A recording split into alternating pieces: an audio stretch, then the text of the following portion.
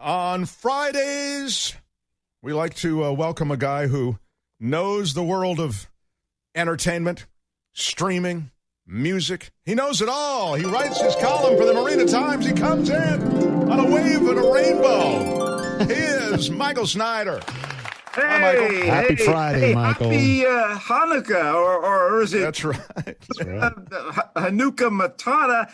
Look, happy Festival of Lights to all our friends who celebrate out there. Hanukkah Matata. Hanukkah Matata. Yeah. Go ahead. Anyway, I saw the news that Biden is going to have the White House disinfected after Trump leaves. They are going to need barrels of Lysol just to get the KFC smell out of the Lincoln bedroom. Seriously. Come on. There you go. All Very right. nice. Very nice. I do want to mention, but there is breaking news that the White House is ordering the FDA chief to authorize the Pfizer vaccine by Friday, or he will be fired. That's the word from the White House. This does two things. It's a mobster move, of course, to say, hey, you do this, so I'm going to sack you. I'll get somebody who will do it. And the second thing it does is it undermines faith in the vaccine. If you feel like this is a vaccine that was okayed at gunpoint, in effect, then you might have reservations about getting it. So anyway, that's breaking news. I like to break your rhythm with a little breaking news, Michael. Pfizer, I don't even know her. Anyway, so we have a bunch of movies. Should we get to some movies? Yes, do the movies.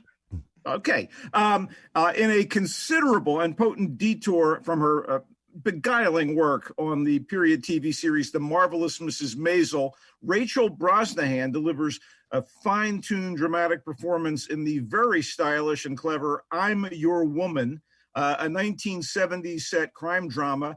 She plays a woman who she has to flee for her life with her infant child in tow when her husband rips off his fellow racketeers and disappears.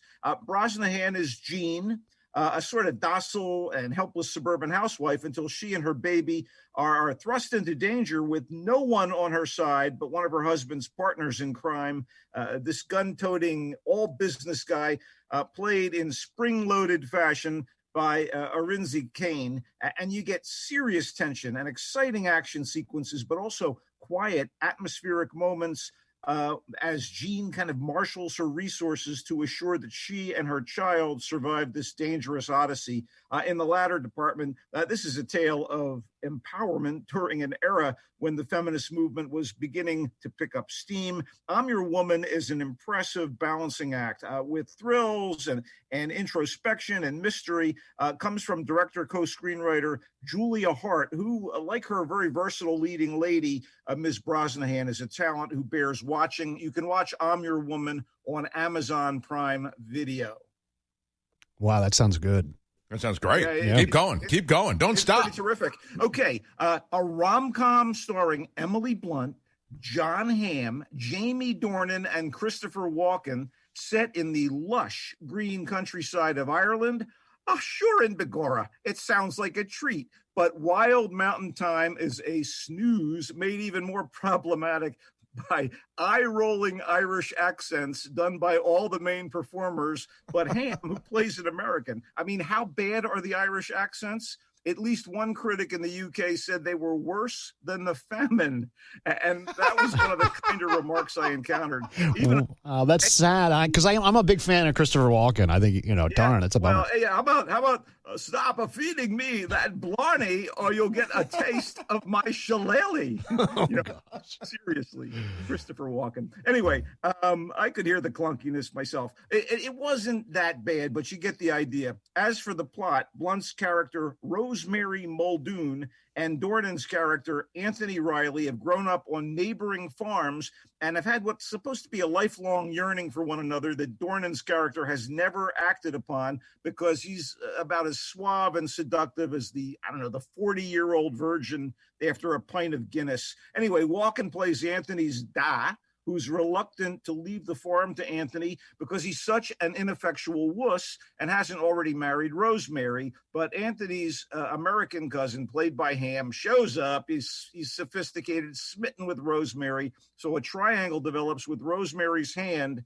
and the Riley Farm at stake. It's directed and written by the award-winning playwright John Patrick Shanley, who adapted it from one of his plays. But despite all the talent involved, Wild Mountain Thyme is it's as strained and ineffectual as poor Anthony trying to get up his gumption to woo Rosemary. And it's less romantic. And as far as comedy, tain't funny McGee. Anyway, you can see it if you want on Amazon Prime Video, Fandango Now, and Google Play. All right. Wander Darkly? Is that what you said? The new one? Wander Darkly. I was pretty excited by director-screenwriter Tara Miel's very strange and dreamlike Wander Darkly. It's an examination of how the relationship between a woodworker and a photographer in L.A. goes off the rails after they have a child and experience a shocking accident. Amid all this time shifting and questions of what's real and what's not, Diego Luna and Sienna Miller, as the couple in crisis, give first-rate performances, with Miller, a Brit playing American, doing some of the best work of her career to date. That complex, emotionally honest stuff. And I don't want to downplay the solid work by Luna either. He's the Mexican actor who first made waves alongside Gael Garcia Bernal in the buddy picture Y Tu Mama Tambien. And this guy is now going to star as the title character in the Star Wars TV series Cassian Andor.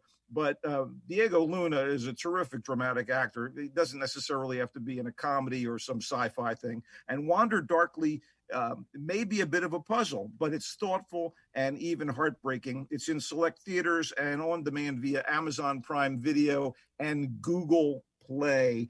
Shall we wrap up with something here? Something frivolous and fun? Yes. Okay.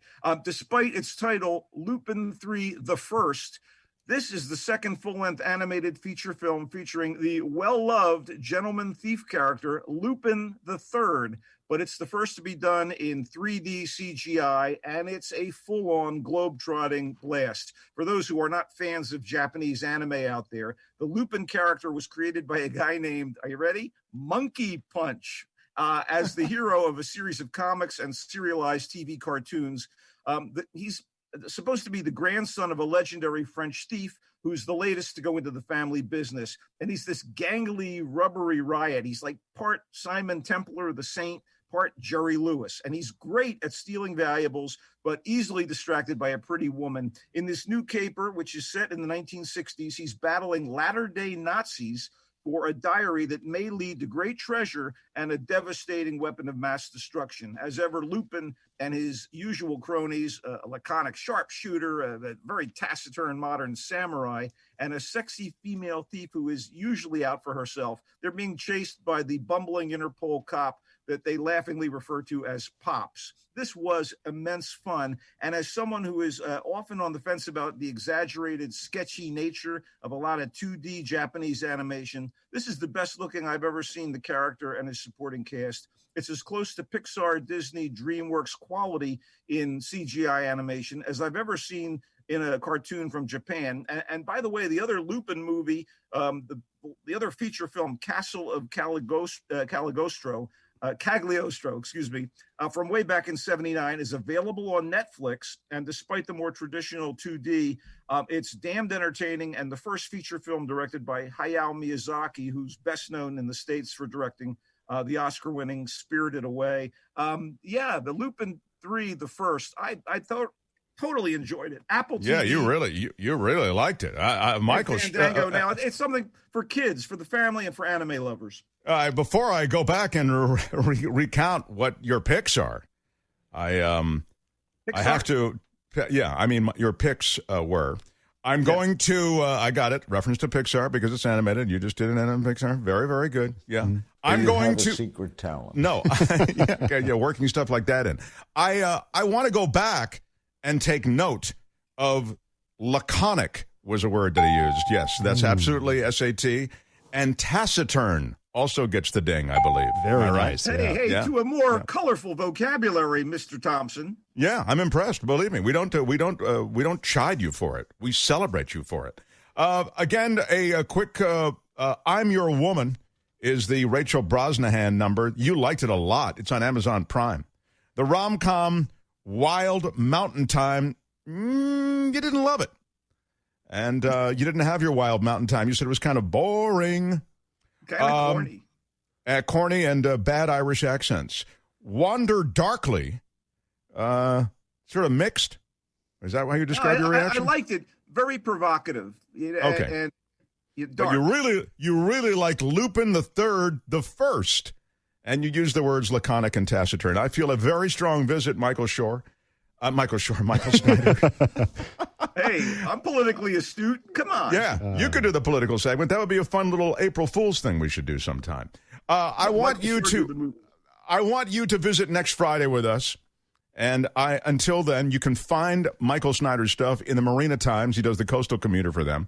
And he's at Culture Blaster on Twitter and YouTube. Thank you, Michael. Thanks, Snyder. Michael. Bye, guys. See ya.